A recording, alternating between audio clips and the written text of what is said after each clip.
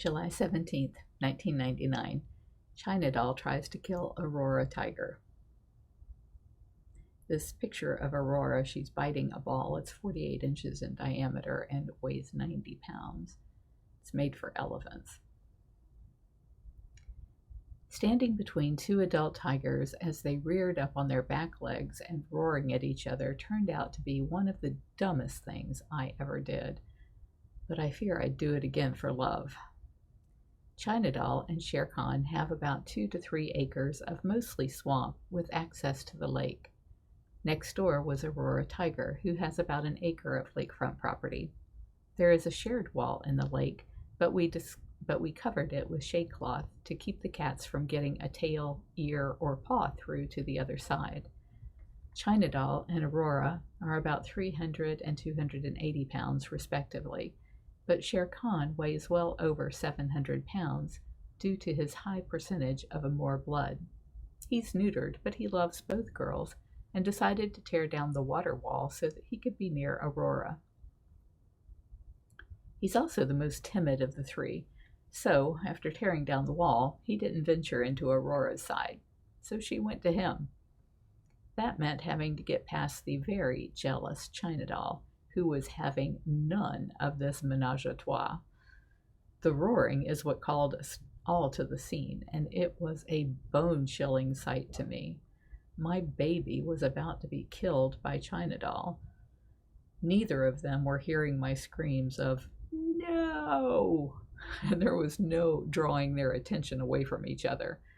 We have a number of tricks to divert a cat's attention, like food, or even an empty bucket, like the kind that brings food, or an air horn, or a fire extinguisher, but nothing was breaking up their rearing up face to face, paws flailing toward each other and snarled teeth snapping at the air in between.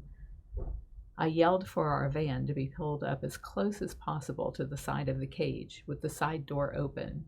My plan, my stupid plan, was to cut a hole in the cage right behind Auroara and try to get her out of there. I told the volunteers to line up in 2 rows from the cage wall to the open door of the van to create a walkway for Auroara to use as a guide. All I had to do now was figure out how to get her out the door without turning her back on China Doll, which would certainly encourage her to make a lunge for the back of Aurora's neck.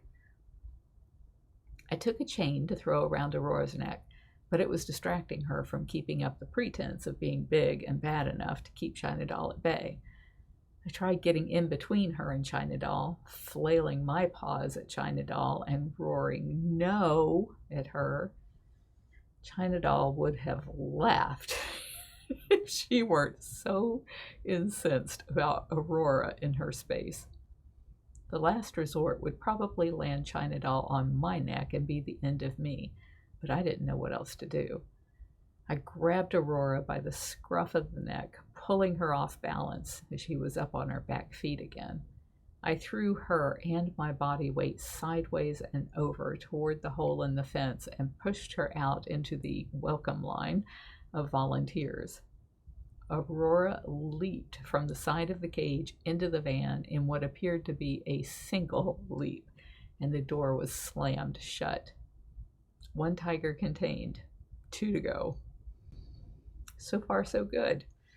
China Doll was not on my back, so I scrambled out the hole that I had cut, and I used my body to block the hole as a patch was being secured in place.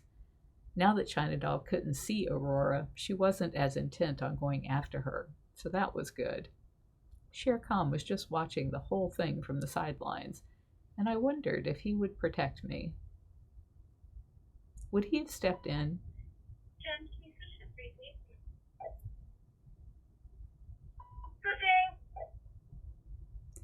Would he have stepped in if he saw that China Doll was turning her rage towards me? Or would he be too fearful for her wrath? Even if he were to help, I probably would have been torn limb from limb in the process. Cats just don't let go once they set their mind on something.